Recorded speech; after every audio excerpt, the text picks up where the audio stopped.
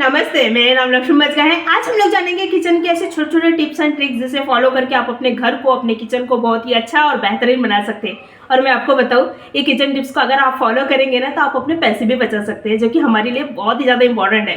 तो चलिए जानते हैं कौन से हैं वो टिप्स। सबसे पहले टिप्स एंड ट्रिक्स है हमारे हीटर को लेकर। अक्सर हम लोग हीटर में पानी गर्म करते हैं और आप देखे होंगे कि जब हम पानी गर्म करते हैं उसके बाद में हीटर में ना ये देखिए इस तरह से हो जाता है, तो इसको निकालना बड़ा मुश्किल हो जाता है और नॉर्मली हम लोग हाथ में निकाल भी नहीं सकते क्योंकि ये इतना ज़्यादा टाइट रहता है। तो करना क्या है, इसमें ना हम डालेंगे टॉयलेट क्लीनर। हमारे पास में हार्पिक रहता है ना, तो हार्पिक से आप इन्हें क्लीन कर सकते हैं, बहुत ही अच्छी तरह से हो जाती है। तो करना क्या है, सबसे पहले तो ये हार्पिक डालेंगे, देखिए इस तरह से, बहुत ज़्यादा नहीं डालना है, बस थोड़ा सा डालें।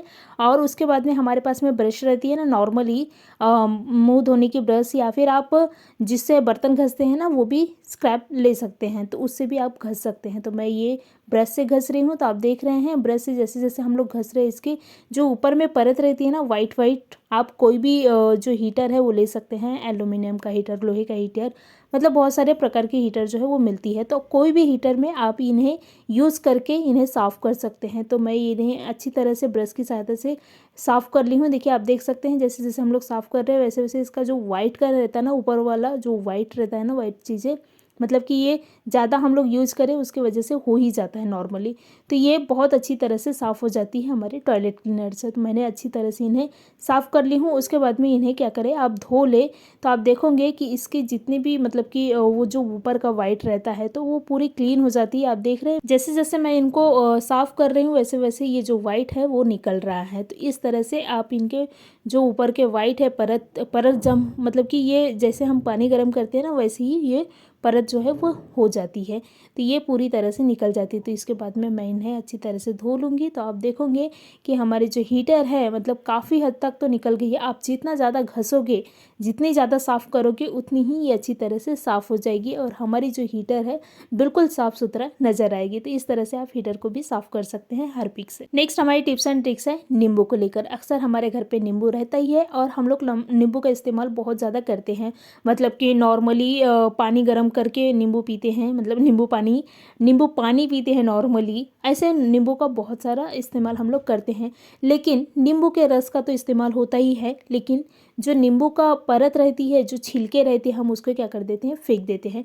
तो ये मैं आपको नींबू का रस जो है, अब मैंने काटी हूँ तो इसको वेस्ट तो नहीं कर सकते ना, तो इसकी जो रस है उसको निकाल लूँगी। हमको रस का नहीं बल्कि इसके जो छिलके हैं ना उसका काम है। तो ये मैं पूरी अच्छी तरह से जो रस है उसको निकाल ली हूँ। ये रस को तो मैं पी लूँगी, लेकिन ये जो छिलके हैं उसको मैं फेंकूँगी नहीं बल्कि उसका इस्तेमाल करूँगी।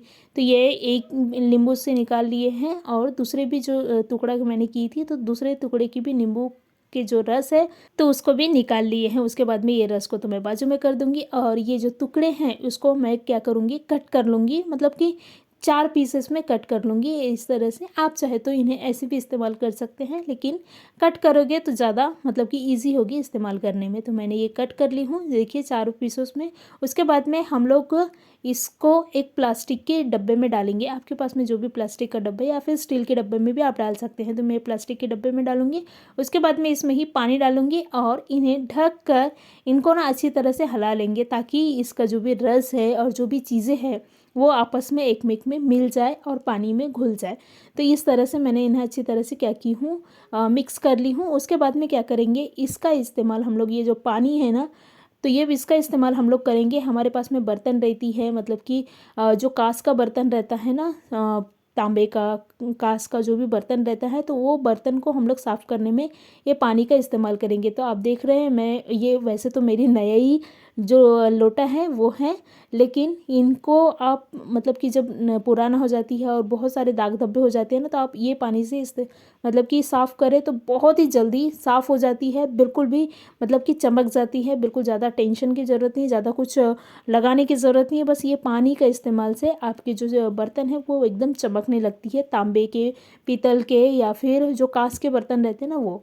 तो तो इस तरह से आप नींबू पानी से ये बर्तनों को जो है ना वो चमका सकते। तो आप देख रहे हैं मैंने नींबू पानी तो की हूँ, मतलब कि नींबू पानी का इस्तेमाल तो की हूँ, साथ में जो हमारे पास में जो टुकड़े थे तो वो टुकड़ों को भी देखिए इस तरह से घसेंगे तो ये बहुत ही ज़्यादा चमक जाती है। तो इस तरह से छोटे से उपाय करें, छोटे हैं लेकिन बड़े काम के हैं। हम नॉर्मली इसको फेंक देते हैं लेकिन इसको फेंकना नहीं है, आज से इसको बर्तन साफ़ करने में इस्तेमाल करें। तो आप देख रहे हैं मेरी बर्तन जो है कितनी अच्छी तरह से चमक गई है।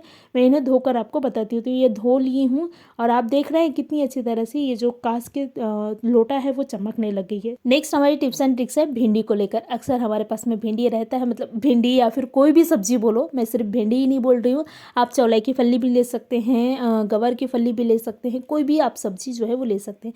तो हम लोग क्या करेंगे, अगर सब्जी को इसी तरह से टोकनी में रखेंगे तो सब्जी जो है वो जल्दी मतलब कि ख़राब होने लगेगी। और भिंडी तो जल्दी से वो क्या मतलब कि जठर होने लगती है, मतलब कि एकदम ज़्यादा टाइट होने लगती है। तो भाई वो नहीं होना चाहिए, उसके लिए क्या करें, तो ये इस तरह से टोकनी में नहीं रखना है, बल्कि इन्हें क्या करें, जब आप बाज़ार से ला रहे थे इन्हें एक पॉलीथीन में डाल दे। देखिए इस तरह से मैं इन्हें पॉलीथीन में जो है ना वो भर ली हूँ। उसके बाद में पॉलीथीन को पैक करके इन्हें क्या करें, फ्रिज में रखें। तो क्या होगी, आपकी जो सब्जी है वो बिल्कुल ताज़ी की ताज़ी रहेंगी। बिल्कुल भी वो जो भिंडी है ना वो टाइट होने लगती है अगर ज़्यादा दिन तक रहे तो वैसे नहीं होगी। तो इस तरह से छोटे से उपाय करें, छोटे हैं लेकिन बड़े काम के। इसी तरह से आप बाकी की जो सब्जियों को है ना उसको भी रख सकते हैं, जैसे चौलाई की फली है, सेमी है, बैगन है, उसको भी आप इसी तरह से रखें तो आपकी जो सब्जियां हैं बिल्कुल फ्रेश और ताज़ी रहेगी। इस तरह से छोटे से उपाय करें, छोटे हैं लेकिन बड़े काम के हैं। और मुझे कमेंट करना ना भूलें, तो मुझे भी पता चलेगा कि आप किस शहर से मेरी वीडियो जो है वो देख रहे हैं। धन्यवाद।